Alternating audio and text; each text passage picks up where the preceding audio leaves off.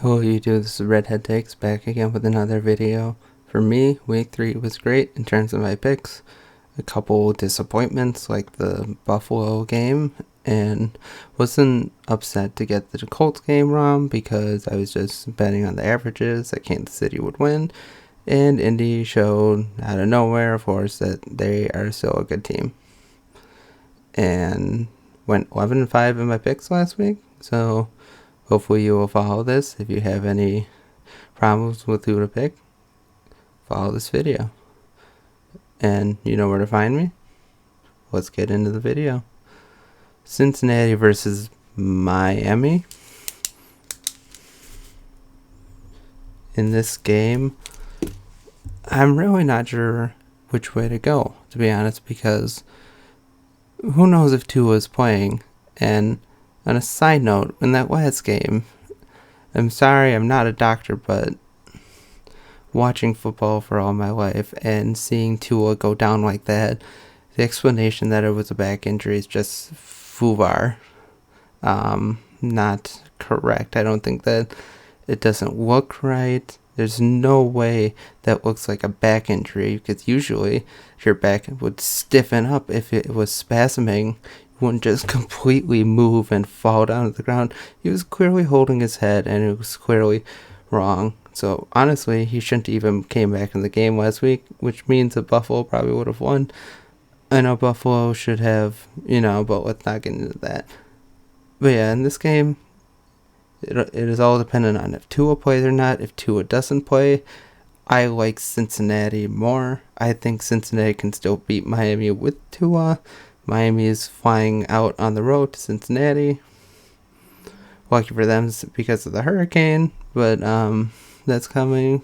But I think Joe Burrow and team figured things out. Sure, they played the Jets last week, but I think Cincinnati wins this game. It's going to be very close. And again, this game is dependent on if Tua plays or not. I think if Tua plays, Miami wins. But if Miami doesn't have Tua, then I think Cincinnati wins in a close one. It's going to be close either way, but right now I think Cincinnati wins by a small margin. Next, we have Minnesota versus New London in the London game. I hate these games going over to London. I hate them so much. And I am a Saints fan, but I'm going with Minnesota just because Minnesota definitely has a better offense. Sure, Dalvin Cook probably won't be playing as far as I've heard, but New Orleans' offense is just a mess right now. And honestly, Jameis needs to be sat down. I think just does.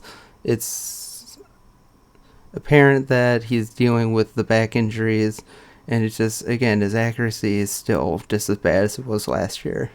It's really upsetting.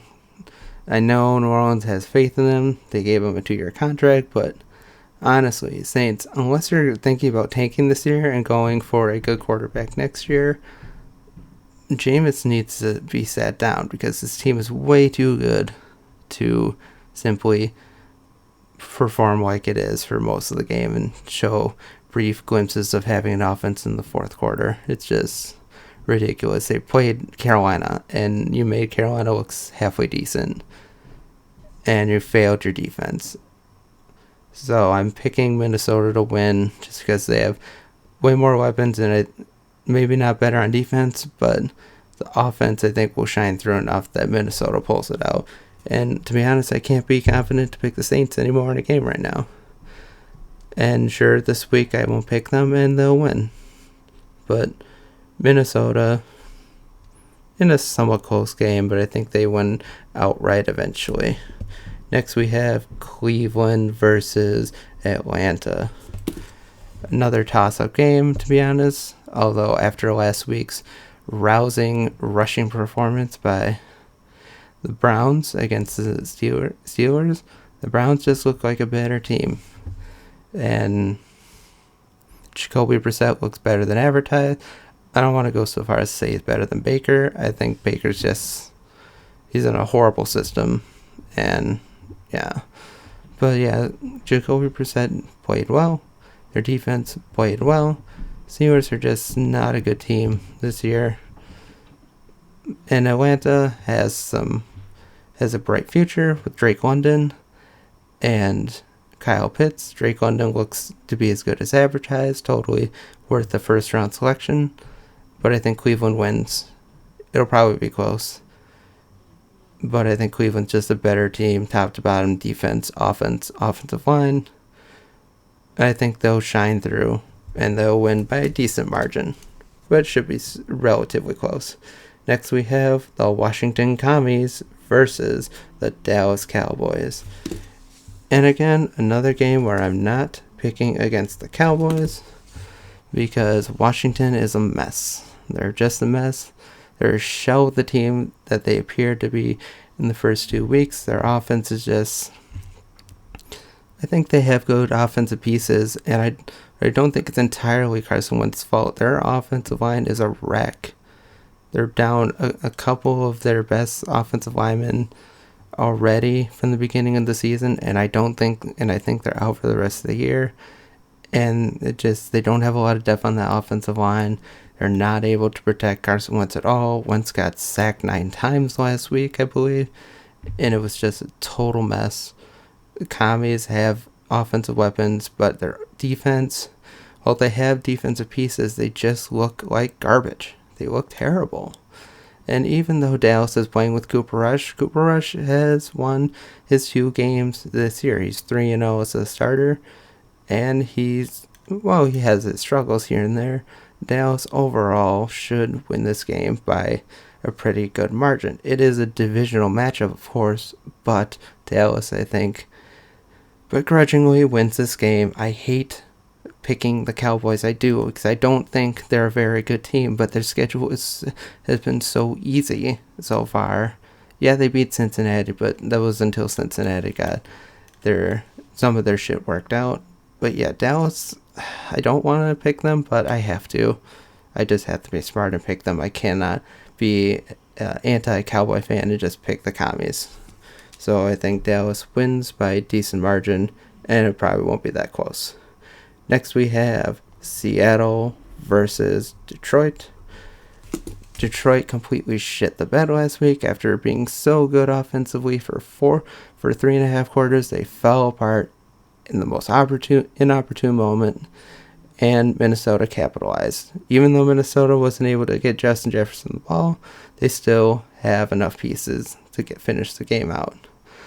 I think Detroit wins this game, though, although I don't know how. I'm pretty sure DeAndre Swift is not playing this week, although Jamal Williams looked pretty great last week, and they should be fine there. Seattle is just kind of a mess again. They had a chance to win last week, but Geno can only do so much. Seattle's gonna, like I said earlier, they're gonna be a bad team this year. Probably gonna be in the top 5. And I mean, you would think Rashad Penny would be a little better, but he just hasn't been. He's been okay, but not enough for them to get going. He did have an amazing game last year against Detroit, so maybe that picks up. But I think Detroit's defense is a little better this year, although losing Tracy Walker for the rest of the year due to Achilles injury will be a hindrance for sure. I think Detroit wins. I think they win the home field advantage. And Seattle I don't think they just don't have enough horses to keep up with that defense or that offensive attack. And Seattle's defense is kind of a mess, so Detroit should be pretty offensively potent again. I know Amon-Ra St. Brown has an injury, so we'll have to track that to see if he plays. But I think in the end, Detroit wins by a decent margin. Next we have Tennessee versus Indianapolis. In a game that last year, Tennessee won both games against Indy. And we won't get into last year's matchup, but Derrick Henry looked amazing last year. It's going to be a difference this year. Like I said before, Tennessee's offensive line is a mess, especially now, even more so that Taylor Lewan is out for the rest of the year. That'll be a big blow. I think Derrick Henry should still get his points, should still get his yards, should still be defense or an obvious fantasy starter this week. I mean, you're not sitting Derrick Henry, but Indy looked decent last week. I mean, they won, but their offense kind of sputtered at times. Once they were able to get the ball to Michael Pittman more, their offense opened up. Get the ball to Michael Pittman. And I'm not just saying that as a fantasy owner, but he is the key to that offense. Well, also Jonathan Taylor. You need to get him going. And I think Jonathan Taylor should get going a little bit more this week. Yeah. Jonathan Taylor should have a decent week. Michael Pittman should be able to get a lot of points this week in fantasy and yards on the field. I think Indy wins this by... It's probably going to be a close margin, probably within a touchdown. But I think in the end, Indy wins. Tennessee has some decent offensive players, but their defense is kind of a mess. And yeah, I think Indy wins this. I think Indy's going to continue to power up and get better and better. But Indy in a close one. Key divisional matchup probably go a long way deciding who wins the division, although Jacksonville could be a dark horse to win that division. Next we have Chicago versus the Giants in a very big toss-up game for sure, because both teams are offensively inept and their defenses are mediocre at best. Chicago, I think, has more to it, especially after last week with the unfortunate injury to Sterling Shepard, just an inadvertent step on the turf and his knee just blew up. It's really unfortunate, and for a team that was struggling so much in the offensive department, losing Sterling Shepard is going to be a big blow. Giants are probably going to need Kadarius Toney to play if he's able to. He's still injured, but probably going to be a big running day for both Saquon Barkley and Khalil Herbert. I think Chicago has more, even though Justin Fields is a mess, and I don't think he's very good. And he'll probably have another year, of course, but he didn't look great last week against Houston. Chicago's defense and Khalil Herbert dragged Justin Fields to a win last week. They're both 2-1, but I think Chicago has more. And the Giants are just so inept at wide receiver. It's going to be hard to win without Sterling Shepard. Although, to be honest, it could be a toss-up because I think both teams aren't very great. Even though the record says they're 2-1, I think both teams are still both going to finish at the bottom of their divisions in the end. But I think Chicago wins. Are going to be 3-1, but that record is fool's gold. Do not believe it. They're not as good as the record says. And Chicago will win in a close game. Next we have Jacksonville versus Philadelphia. I think this is a pretty easy game to pick. I think Philadelphia wins. Yes, Jacksonville has been better on offense, but last week they played a Chargers team with the ailing Justin Herbert. It's still amazing that he was able to play last week. And Jacksonville show their offense is getting better, have a couple of great wide receivers, and James Robinson looks to be getting better and better as the weeks go along. Philly, again, another great week for Jalen Hurts. A little slow out of the gate, but they eventually power through, and they beat up on the commies. And Jalen Hurts probably going to have another great game. Their defense is one of the best in the league. Great offensive line. I think Philly wins this in a not-so-close game. It might be close early on just because Jacksonville is getting better. And if Jacksonville were to win, this would be a huge win for them if they were able to pull it off. I don't think that's a real possibility. But in the NFL, parity reigns. But in the end, Philly wins by a touchdown or two. Probably starts out close, but Eagles pull away. Next we have New York Jets versus the Pittsburgh Steelers in a game with two teams that have been struggling. Jets have a bright future, I think. Pittsburgh was just a mess last week offensively. And it seems like Trubisky's going to keep starting, even though all indicators show that Pickett is the better quarterback. But I just don't think Tomlin's going to rush out Kenny Pickett. He said as much. The Jets, Zach Wilson will be back in this game. We'll see how he works out. Probably take him a game or two to get back into the swing of things after that knee injury. And working out his targets. Hopefully, for their sake, they keep finding Garrett Wilson because he's a huge piece for their offense and they need to keep giving the ball. Breece Hall looks to be gaining steam in the running back department. May soon pass Michael Carter for overall touches in the coming games. Pittsburgh, like I said, Kenny Pickett should start, but he won't. And I'm going to begrudgingly pick Pittsburgh, just the home field advantage. I think Pittsburgh just has a little bit more, but honestly, if the Jets win, would not be surprised at all. You know what? Actually, I am. I'm going to pick the Jets. I think Pittsburgh's just not a good team. They're not going to get any better this season, at least until TJ Watt comes back. So I will go with the Jets in a game that I'll probably regret later or by the end of the week for picking, but I'm going to stick with them. Next we have the big game of the week, Buffalo versus Baltimore. In a game of heavyweights, it's going to be a really tough matchup for both teams. Buffalo, again, losing so many players, it's so unfortunate, but then again, Baltimore's losing players too, so it'll be a matchup between two of the best quarterbacks in the league, Josh Allen and Lamar Jackson. Lamar Jackson will probably continue to throw touchdowns, rush for a lot. Maybe the rushing will be a little more contained because the Bills' defense is definitely better than what the competition Baltimore has faced. I like Buffalo in this game. I like for them to bounce back after a controversial loss last week.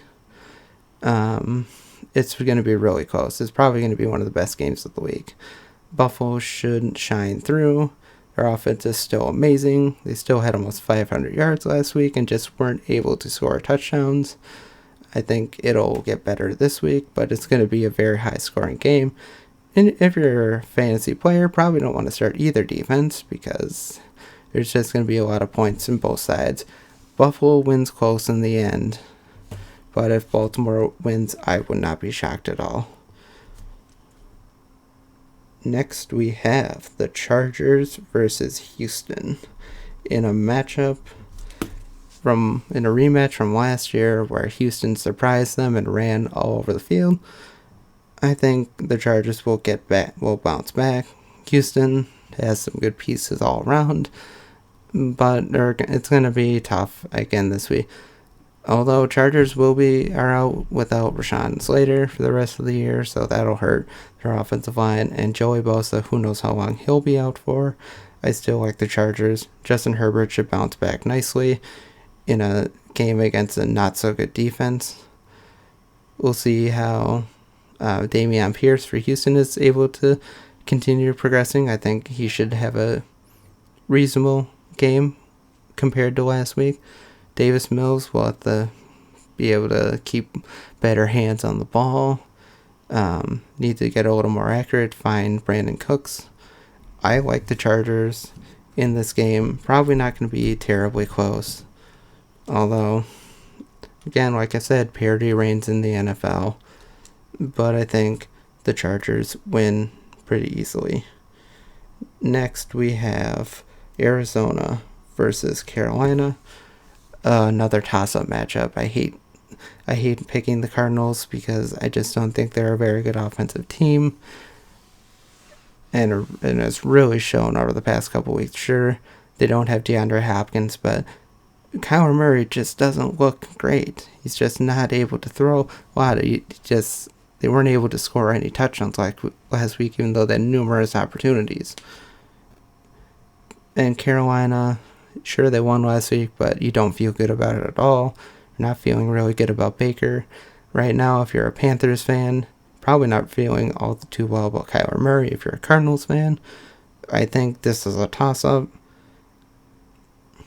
I think I'm going to begrudgingly pick Arizona just because I think last week's win for Carolina was a fluke. It's going to be close. I really don't like either team, to be honest. I don't think either of them are very good. Neither of them are probably going to be playoff teams this year. Begrudgingly, I'll go with Arizona, but I don't like it at all. Next, we have Green Bay versus New England in a matchup that should be a great bounce back for the Green Bay offense. They're going to be able to throw over the field all day long because with the Mac Jones-less New England Patriots, they are stuck with Brian Hoyer, who, when he hasn't been injured, when he's played a full 12, or when he's played a full game in his last 12 starts, they are 1-11. Not great. And they're going into Green Bay against a team that had just had a great defensive performance against the Tampa Bay Buccaneers. The defense should be great this week against that ailing New England offense. I don't think it's going to be overly close. Maybe from the initial wow factor with Belichick, but I think Packers win pretty easily in this one. Like I said in my short the other day, I think the Packers will be 6-1 when they face Buffalo in Week 8. And I don't think Jair Alexander probably won't play, and they'll be missing some pieces, but I think the Packers are just a better team, top to bottom. New England's keys to the game will be running backs. They'll have to be able to get Damian Harris, Ramondre Stevenson going. We'll see if that happens, but I think Packers win by at least a touchdown, probably more than that. Not going to be really all that close. But it should be a great bounce back game for Aaron Rodgers and the Packers offense. Next we have Denver versus Las Vegas in a matchup where with two ailing offenses, Las Vegas has a little more on their offense, Devontae Adams, but to be honest, even with Devontae Adams, the Raiders have not been able to get him the ball consistently. Derek Carr has been wildly inaccurate in many games. They had a chance to win last week, but missed on the 2-point conversion. Begrudgingly, I think I'm going to pick Denver. Although I don't like it, I just think their defense has a little bit more. I think, sure, their offense is really bad, but their defense shined through last week against San Francisco. They kept them in that game all game. And Las Vegas's offense should be a little more potent than San Francisco's, but not by much. Derek Carr will have to be able to be more accurate and get the ball to Devontae Adams. I think Denver will have a little more. I don't think their offense will be as bad as it was last week. I think it'll be a little better this week. So I think Denver wins in a close one. But again, parity reigns, and I would not be surprised if it went either way in a key division matchup for one team that can't afford to lose again. Next we have Tampa Bay versus Kansas City. I'm going with Tampa Bay in this one in a key bounce back matchup for Tampa Bay. Yes, Kansas City lost. Both of these teams lost last week. I just think Tampa Bay will have Mike Evans back. Who knows if Chris Godwin will play? Maybe he will. Who knows if Julio Jones will play because of that partially torn PCL? Maybe he plays, maybe he doesn't. But if Tampa Bay is able to get Chris Godwin back and Mike Evans, I like Tampa Bay in this one. Even if Godwin doesn't play with the Mike Evans, I think Tampa Bay is looking for a bounce back game. They're at home on Sunday night after kind of a stinker last week against Green Bay. Even though they look pretty good at times, they probably should have won that game. Kansas City, just with the boneheaded penalty by Chris Jones. If that penalty doesn't happen, Kansas City wins, and they're 3-0. But unfortunately, idiots reign, and Kansas City lost. And Patrick Mahomes loses the game with the interception on the final drive. Kansas City has some defense or offensive firepower but just it wasn't able to get going at all. Clyde Edwards-Helaire had his first stinker of the year. I don't think he even had any rushing yards at all. But Tampa Bay, their defense is going to be too strong for that decent Kansas City offense, and I don't think Kansas City's defense is too great. I think Tampa Bay wins by a touchdown, but it could be close for most of the game, to be honest.